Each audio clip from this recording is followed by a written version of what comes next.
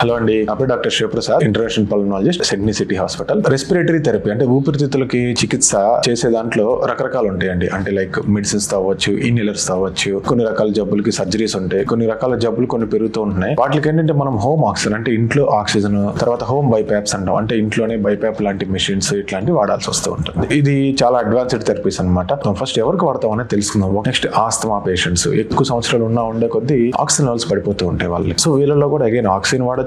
Type 2 respiratory failure అంటాం, అంటే pneumonias వచ్చిన వాళ్ళు, వైరల్ నిమోనియాస్ ఇట్లాంటి వచ్చిన వాళ్ళలో ఏంటంటే వాళ్ళు బాగా ఆక్సిజన్ లెవెల్స్ అది పడిపోయిన తర్వాత కొన్ని రోజులకి ఇంకా దానికి ఆక్సిజన్ అవసరం పడుతూ ఉంటుంది వాళ్ళకి. సో ఇది అక్యూట్, కొన్ని రోజులు తాత్కాలికంగానే వాడతాం, ఇంటికి పంపించినా కూడా ప్రాబ్లం ఒక వారం 10 రోజులు. కొన్ని సంవత్సరాలుగా ఈ ప్రాబ్లమ్స్ ఉండటం మూలన ఊపిరితిత్తుల ప్రాబ్లమ్స్, వెంటిలేషన్ ప్రాబ్లం కొంచెం రావడం మూలన కార్బన్ డైఆక్సైడ్ లెవెల్స్ చేరుతూ ఉంటాయి. ఇది బయటకు తీసేది బైపాప్ పేషెంట్స్ అనమాట. సో ఆస్తమా వాళ్ళకి కూడా ఇట్లా ఆక్సిజన్ కావచ్చు, బైపాప్ కావచ్చు అవసరం పడుతూ ఉంటుంది. సిఓపిడి అంటే ఈ స్మోకింగ్, డస్ట్ రిలేటెడ్ ప్రాబ్లమ్స్ వచ్చిన వాళ్ళలో కూడా ఇట్లా ఈ ఆక్సిజన్ కానీ బైపాప్ మిషన్స్ కానీ అవసరం పడుతూ ఉంటాయి. తర్వాత ఐఎల్డిస్ అంటే ఇంటర్స్టిషియల్ లంగ్ డిసీజ్ అంటాము, తర్వాత అబ్స్ట్రక్టివ్ స్లీప్ యాప్నియాస్ అంటాము, వీళ్ళకి అంటే నిద్ర ప్రాబ్లమ్స్, గురక ఇట్లాంటి వచ్చిన వాళ్ళలో కూడా అవసరం పడుతూ ఉంటుంది. ఈ బైపాప్ మిషన్స్ లోనే ఇంకోటి ఉంటుంది, సిపాప్ అంటాము. ఇదేంటంటే ఊపిరితిత్తులో నీరు చేరుకోవడం, అంటే బయట కాదు లోపల, అంటే గుండె ప్రాబ్లమ్స్ కావచ్చు, ఇట్లాంటి వాటి వల్ల పల్మనరీ ఎడిమా అంటాం. ఇట్లాంటి వాటికి చికిత్సగా లేదా ఇందాక మనం చెప్పినట్టు స్లీప్ యాప్నియాస్, వాటికి చికిత్సగా కూడా సిపాప్ మిషన్స్ కూడా వాడుతూ ఉంటాం మనం. Thank you.